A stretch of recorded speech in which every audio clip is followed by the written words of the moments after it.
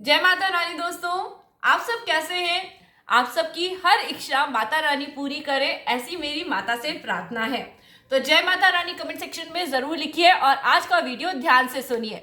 मैं हूं आपकी दोस्त एस्ट्रो दीदी नीता विक्रम। दोस्तों, कल है फुलेरा दूज और कल है तारीख 4 मार्च 2022 की फागुन मास के शुक्ल पक्ष की द्वितीया तिथि है और साथ ही साथ शुक्रवार का दिन भी है। दोस्तों, आपके जीवन में यदि आपकी कोई भी इच्छा है वो 100% इन उपाय को करने से पूरी हो जाएगी। वीडियो बहुत ध्यान से देखिएगा क्योंकि मैं आपको बहुत छोटी छोटी डिटेल बताने वाली हूँ। इन कामों को आपको कल के दिन जरूर कर लेना है और आपको फुलेरा दौज का महत्व बताऊंगी। इस दिन पे कोई विशेष पूजा पाठ करा जाता है तो वो भी समझाती हूँ। देखिए, थोड़ा सा गला खराब चल रहा है, इसलिए हल्का सा आपको अगर वॉइस में प्रॉब्लम लगे तो इसे सह लीजिएगा।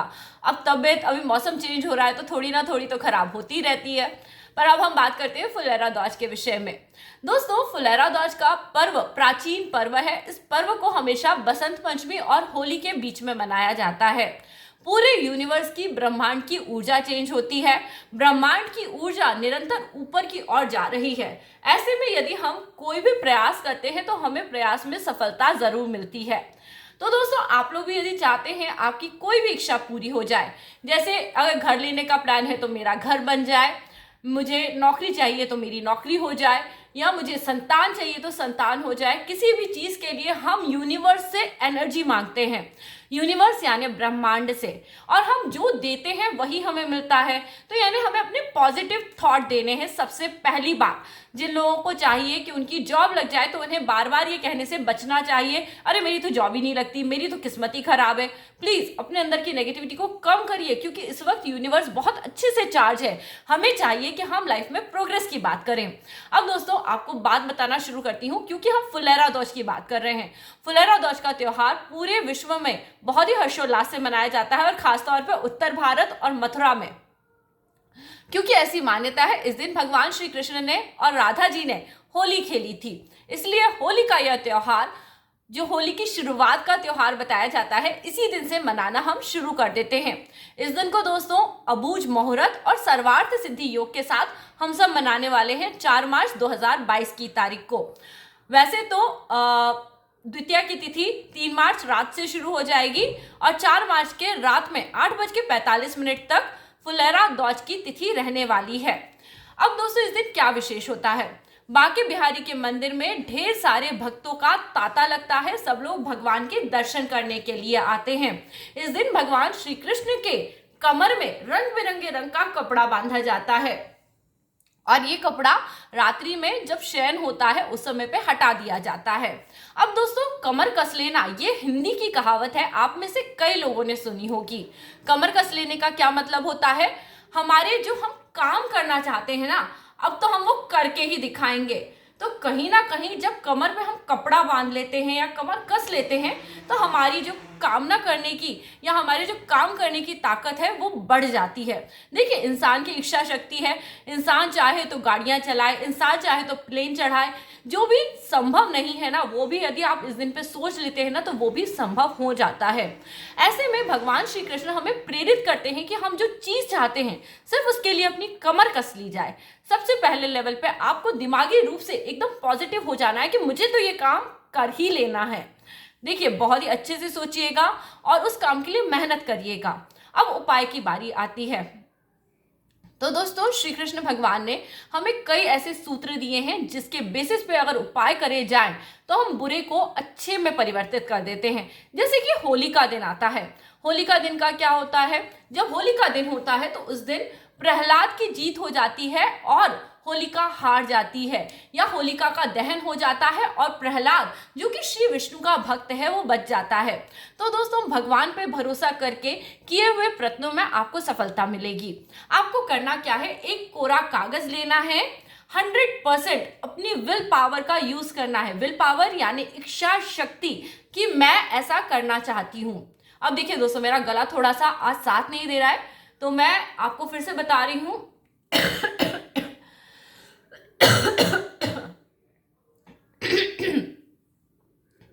और आपको दोस्तों अब मैं फिर से शुरू करती हूँ कि आपको अपनी इच्छा शक्ति का अच्छे से प्रयोग करना है।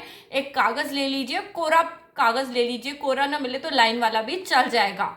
उस कागज पे आप लिख लीजिए कि मेरा टारगेट क्या है। जैसे मैंने नया मकान बनाया है, मैंने अपने पढ़ाई के लिए या मैंने अपनी नौकरी के लिए जो मुझे नौकरी चाहिए थी पूरी तैयारी कर ली है, या मुझे नौकरी मिल गई है।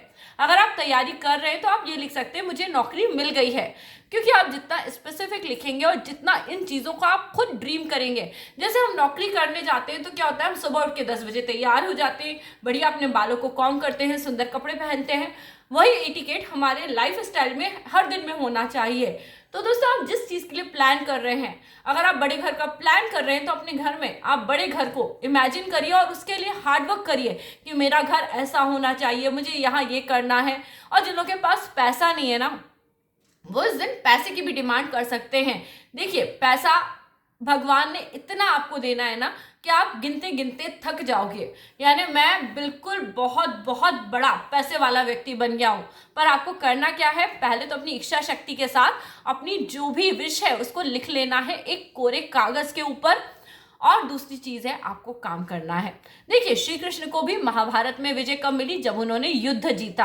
और जीवन एक युद्ध है। यदि आप अपने हर दिन में अपने कामों को करने की रूपरेखा बनाने के बाद यदि काम नहीं करते हैं और फिर बोलते हैं भगवान ने तो हमारा साथ ही नहीं दिया, घर बैठे बैठे थोड़ी ना करोड़पति बनोगे। इस दिन सोचो कि अरे अब मैं अपनी एक इतना अच्छा बिजनेस लगाऊंगा जिससे मेरे पास करोड़ों अरबों आएंगे। आपके पास प्लानिंग होनी चाहिए। तो ध्यान दें, इस दिन पे प्लानिंग जरूर कर लें और जो काम करना है उसके ऊपर मेहनत करना शुरू कर लें। अब कागज पे लौट के आ जाते हैं। कागज पे हमने लिख लिया है और इस कागज को हमें ऐसे 2 बार फोल्ड कर लेना है। जैसे कि कोई स्क्वायर पेपर होता है ना, उसको हम 2 बार फोल्ड कर लेते हैं तो वो कैसा ऐसे चौकोर छोटा सा टुकड़ा बन जाता है। उसके बाद आपके घर के आंगन में तुलसी माता लगी है, आप सबने देखा है ना। बस वहां की आपको मिट्टी हटानी है, थोड़ी ज्यादा मिट्टी हटाइएगा और थोड़ी तुलसी के पेड़ से दूर हटाइएगा, क्योंकि अगर आप एकदम तुलसी के पेड़ के पास खोदेंगे तो पेड़ तो सूख जाएगा, फिर तो पाप लगेगा। थोड़ी दूर पे एक गड्ढा कर लीजिए और उस गड्ढे के अंदर माता तुलसी का याद करते हुए, श्री कृष्ण भगवान राधा जी को याद करते हुए ये पेपर आप रख दीजिए और बोलिए श्री कृष्ण शरणम मम। आप इस प्रकार से बोलिए, या ओम नमो भगवते वासुदेवाय, ये भी आप बोल सकते हैं।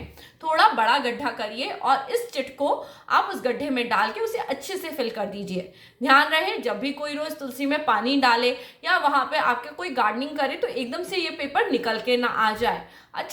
अच्छे से इस पेपर को आप अपने घर में जहां आपने लगाया है वहां पे आप छोड़ दीजिए। अब दोस्तों, इस उपाय को आप दिन के समय कभी भी कर सकते हो। और उसके बाद फिर क्या है, माता तुलसी श्री कृष्ण की प्यारी है। आपने जब अपने कार्य की जिम्मेदारी श्री कृष्ण को सौंप दी तो अब तो पीछे पलट के आपको देखना ही नहीं है, सिर्फ अपना काम करिए और इस पॉजिटिविटी को आप अपने पास रखिए। हो सके तो जो तुलसी माता का पत्ता है उसे आप हर दिन एक पत्ता जरूर ग्रहण करना शुरू करिए। आपके बॉडी में जब यह रोज तुलसी माता का प्रसाद जाएगा तो आपको ऑटोमेटिकली प्रेरणा मिलेगी कि आपके जीवन के कार्य बनने लगेंगे। जो भी इच्छा होगी वो 100% जरूर पूरी होगी। फुलेरा दौज आपके जीवन में एक नई शुरुआत का दिन होगा। इस दिन को दोस्तों अबूझ मुहूर्त भी कहा जाता है और जो भी कार्य आप शुरू करना चाहते हैं इस दिन उसकी रूपरेखा जरूर बना लेनी चाहिए। जिन लोगों के जीवन में भी दोस्तों बड़े परिवर्तन होते हैं वो छोटे छोटे उपाय और सही समय पे कार्य शुरू करने से होते हैं। देखिए, अबूझ मुहूर्त क्यों है, क्योंकि इस दिन पे भगवान श्री कृष्ण ने जो सोचा उन्होंने उसके अनुरूप कार्य करा। अब जैसे कई लोग बोलते हैं, इस दिन की जो पौराणिक कथा है उसके अनुसार जब श्री कृष्ण भगवान युद्ध के लिए मथुरा से बाहर चले गए और तब तो जो राधा जी थी वो बहुत दुखी रहने लगी। और जब माँ दुखी हो जाती है तो पूरी प्रकृति दुखी हो जाती है, यानी सारे के सारे फूल मुरझाने लगे, पेड़ टूटने लगे। प्रकृति की ऐसी दशा देख के श्री कृष्ण से रहा ना गया। तब उन्होंने एक फूल तोड़ के राधा जी पे फेंका और प्रकृति माता या राधा माता प्रसन्न हो गई और दोबारा मुस्कुराने लगी, जिसके बाद चारों तरफ फूल ही फूल खिल उठे और दोबारा राधा जी ने फूल तोड़ के श्री कृष्ण जी पे फेंका। जिसका परस्पर हमने ये मतलब निकाला कि इस दिन पे सिर्फ हमें फूलों की होली खेलनी है। तो दोस्तों, आप इस दिन पे फूलों की होली भी खेलिए, श्री कृष्ण राधा का श्रृंगार भी करिए, पर अपने जीवन की रूपरेखा जरूर बना लीजिए। साथ ही साथ यदि आप चाहते हैं श्री कृष्ण और राधा जी को इस दिन पे रंग बिरंगे पुष्प आप जरूर अर्पित करिए। दोस्तों, पुष्पों को आपको उनके मस्तक पे अर्पित करना है। कई लोग फूल लेके जाते हैं और भगवान के चरणों में रख देते हैं। आप फूल लेके जाइए और भगवान को मस्तक पे से चढ़ाइए, फिर देखिए आपकी किस्मत रंग बिरंगी हो जाएगी, आपके पास धन आएगा, आपके जीवन में जिस भी प्रकार की खुशियां आप पाना चाहते हैं वो आएंगी। इस उपाय को करके देखिए और बताइएगा मुझे कि आपको कैसे फायदे हो रहे हैं। और बाकी श्री कृष्ण की जय हो, राधा माता की जय हो। आज का वीडियो यदि अच्छा लगा है तो इसे लाइक करिए और अधिक से अधिक लोगों के साथ शेयर करिए, और जो खूखू खाका हुई है ना उसके लिए मुझे माफ कर देना। अगला वीडियो लेके जल्दी ही आऊंगी, तब तक नीता विक्रम चैनल से जुड़े रहने के लिए चैनल सब्सक्राइब और वीडियो को लाइक करना। जय माता रानी।